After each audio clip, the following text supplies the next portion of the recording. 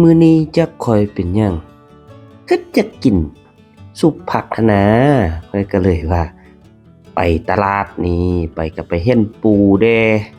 ไปเห็นนกแด่ก็คิดว่าสิซื้อมากินซะบ่เนาะเอ๊ะเป็นนกเพิ่นน่ะนะไปหามานกน้อยเนาะสามารถไปเฮ็ดปิ้งเฮ็ดเอาะก็แซ่บแซ่บได้นี่น่ะนี่ตัวใหญ่ก็มีมีหลายหมดหลายขนาดใดคือว่า อาหารสัตว์ป่ามีหลายเนาะแต่ว่าข้อยนี้มาขาดใจอยู่ตรงนี้เนาะอันนี้เป็นผักที่ว่าเพิ่นรวมไว้เนาะเป็นผักสุกเนาะข้อยก็เลยจัดไปโลดแหละเนาะสบายดีทุกคนพบกับช่องใบฟ้าของพวกเราเช่นเคยเด้อมื้อนี้ไปตลาดมาเนี่ยได้ปรากฏแล้วก็ผักรวมเนาะเพิ่นว่าผักสุกนั่นแหละ พวกเราได้มากอะบ่รอท่าเวลาจังได๋เพราะว่ามันค่ำเราอยากกินข้าวเนาะได้ปรากฏมา3ตัวเนาะ3ตัวนี้ได้ครึ่งโลราคาโลหนึงก็ประมาณ120,000กีบเนาะว่าจื้อบ่ผิดครึ่งโลก็ประมาณ60,000กีบเนาะประมาณ100บาทนี่แหละเอาก็ทำการล้างอนามัยแล้วก็บังเนาะมีดซอยบังเป็นข้อเพื่อให้มันสุกง่ายเนาะคือว่ามื้อนี้นี่อยากกินอาหารพื้นบ้านโดยเฉพาะเนาะสำเร็จเรียบร้อยหลังจากนั้นก็ให้แม่น้ำฟ้าหรือว่าเมียข้อยแหละเนาะเป็นผู้ดังไฟเนาะเป็นคนดังซะเพิ่นดังแล้วก็เพิ่นปิ้งปลาไว้ท่าเนาะจากนั้นข้อยก็มานี่แหละบัดนี้เมนูที่ข้อยต้องการนั่นก็คือเมนูซุปผักนั่นเองนะทุกคนข้อยก็เอาผักนี่แหละมาล้างเนาะอยู่ในนั้นมันจะมีผักหลายชนิดเด้อเนาะทุกคนเห็นมีผักหยังแดเนาะตามที่ฮู้ก็มีผักหาดหึนผักกันจองเนาะแล้วก็โอ้ยมีหลายๆอันมีผักหยังอันนี้เนาะอันนี้มันผักหยังฮู้เด้เนาะคอมเมนต์บอกกันได้เด้อเนาะนี่ผักหาดหึนนี่นะมียอดเนาะหรือว่าดอกมักเนาะมักอันน่ะบักบวบมีโอ้ยมีหลายๆแนวบ่สร้างสิเว้าเนาะคือว่าเพิ่นจะจัดเป็นโซนแบบว่าผักซุปเนาะไว้เป็นกองหนึงก็10,000กีบเนาะเพราะเราซื้อมาจากนั้นก็ใจแล้วก็ทำการล้างเนาะอนามัยทำความสะอาดให้มันเรียบร้อยเนาะล้างเรียบร้อยก็ปะไว้เนาะจะเด็ดน้ำถือว่าเราต้องอนามัยมาก่อนเนาะถือว่าความสะอาดนี่ต้องมาก่อน เดี๋ยวนะโจซื่อๆเด้เนาะส่วนอันนี้ถ้าเคยกินเด้เนาะอยู่ประเทศไทยเอิ้นว่ามักหยังเนาะอยู่บ้านข้อยเอิ้นว่ามักปูมเด้อเนาะมักปูมมัดนี้ซื้อมาอยู่ราคาที่20,000กีบเนาะต่อมัดถือว่าตามคิดก็ค่อนข้างจะแพงเลยเนาะแต่ว่ามื้อนั้นข้อยเห็นแล้วข้อยอยากกินเนาะเพราะว่าบ่ได้กินโดนละถือว่าพืชผักในช่วงนี้ก็กินตามฤดูกาลเนาะลักษณะหน้าตาจะประมาณนี้เด้ออยู่บ้านข้อยเอิ้นมักปูมได้เนาะแต่ว่าบรรยากาศค่อยค่ำยามแลงอยู่บ้านข้อยก็ประมาณนี้เนาะตอนนี้ก็หลังจากไปตลาดมาก็ดึกแล้วเนาะอันนี้เป็นผักที่ว่าเราจะเฮ็ดซุปนั่นแหละเนาะล้างทำความสะอาดนี่เอามักปูมใส่น้ำเนาะเพื่อความหวานเพื่อความแซ่บจากนั้นเราก็ตั้งหม้อเอาน้ำลงแล้วก็เอาเกลือใส่ปิดฝาหม้อให้เรียบร้อยเนาะหลังจากน้ำฟดแล้วเราก็เอาผักลงไปเนาะค่อยๆเด้อเนาะยันน้ำที่กระเด็นใส่ได้เนาะตัวนี้คือว่าสูตรนี้เป็นสูตรของอ่าพ่อแม่เนาะเพิ่นเรียนให้หรือว่าเราเคยกินอยู่นำเพิ่นนั่นแหละเนาะ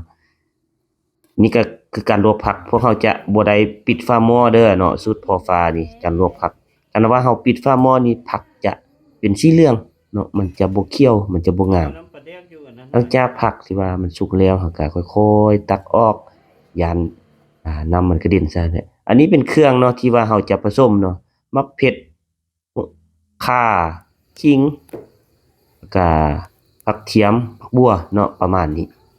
หลังจากเราไปจี้ไฟแล้วเนาะไปเผาไฟแล้วเราก็มาขูดๆแล้วก็ป้อนลงโคกทั้งทุกอย่างนั่นแหละเนาะแล้วก็ใช้บริการของแม่ฟ้าหรือว่าเมียข้อยเองเนาะตำไปเนาะมื้อนี้ ว่าเพิ่นเป็นผู้จัดการคนเดียวเลยจากนั้นพอฟ้าก็มาเฮ็ดนี้เนาะเป็นน้ำซุปน้ำซุปผักนั่นแหละเนาะเอาอันน่ะปลาแดกลงก่อนเด้อเนาะปลาแดกมาคั่วปะให้น้ำฝดนิดนึงหลังจากนั้นก็ผสมน้ำเปล่าลงไปเนาะน้ำดื่มธรรมดานี่แหละเนาะโหนจนให้มันฝดอีกวันหนึงมันจะหอมเด้ทุกคนหอมแล้วก็จะเป็นตาน่ากินหลังจากนั้นเพิ่นตำเครื่องเสร็จแล้วเนาะเพิ่นก็เกือบบ่ทันได้ทายเพิ่นแหละจับมาแล้วก็จับใส่เลยเนาะเพิ่นตำหลังจากละเอียดแล้วเพิ่นก็เอาอันเครื่องที่ว่าจี้แล้วผสมกันแล้วๆหันนะ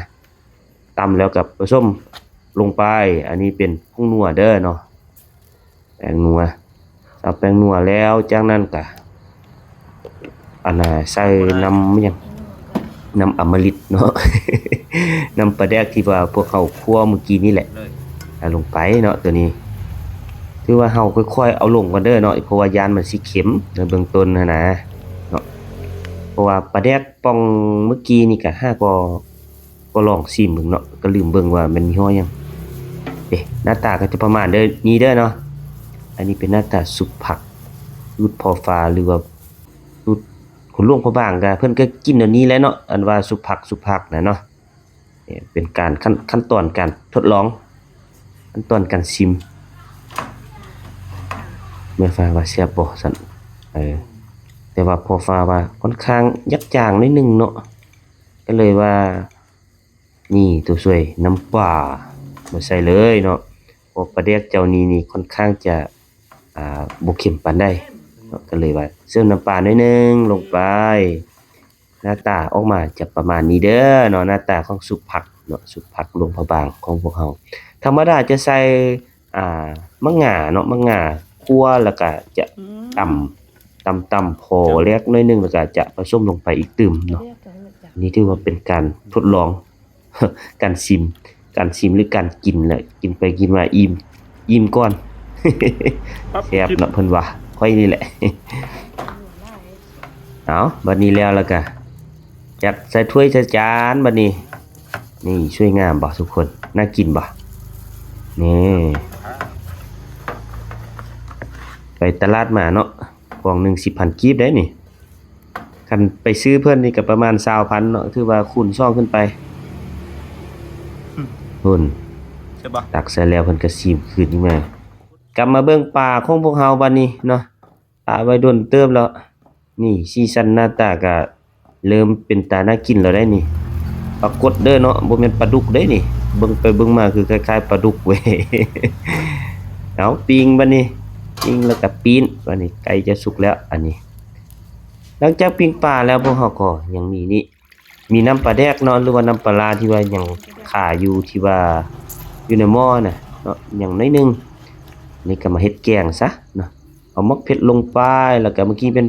แป้งนัวเด้อเนาะเอาหัวสิไข่ใส่หัวนึงแล้วก็จากนั้นปะให้ฝดแล้วก็นี่มักปูมนั่นแหละเนาะมักปูมที่ว่าเว้าในเบื้องต้นแหละเนาะจะเป็นนี่เป็นแกงมักปูมเนาะตัวนี้แซ่บเด้ทุกคนเมนูนี้เพราะว่ามันจะหอมปลาแดกแล้วก็มันจะได้รสหวานจากมักปูมนี่เป็นมักปูมมาเนาะที่ว่าเพิ่นหาก็เก็บมาหอมหวานเนาะแซ่บเนาะเมนูนี้ถือว่าเป็นเมนูพื้นบ้าน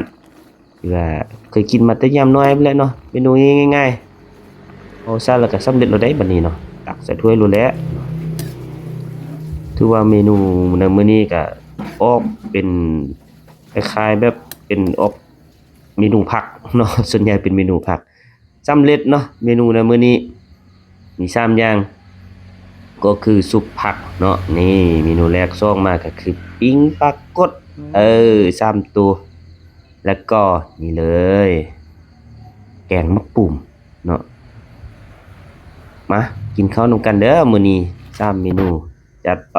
แม่น้ำฟ้าเนาะจะได้พอบ่รู้สึกไป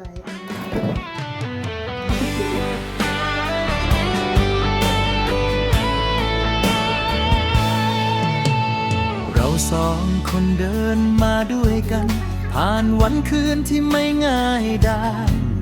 มีเธอและฉันกับลูกน้อยสร้างครอบครัวอบอุ่นใจ บ้านของเรายังไม่สวยหรูเงินในกระเป๋าบางเบาไป แต่หัวใจเต็มเปี่ยมด้วยรักและความหวังที่ไม่มีวันหาย สัญญาใจกันไว้ว่าจะไม่ทิ้งกัน ไม่ว่าจะเจอกับอะไรเราจะฝ่าไปด้วยกัน แม้ทุกข์บางสุขบางเงินอาจไม่พอใช้ แต่มีเธอและมีฉัน เราจะสร้างฝันให้สำเร็จ มือเธอกับมือฉันจับ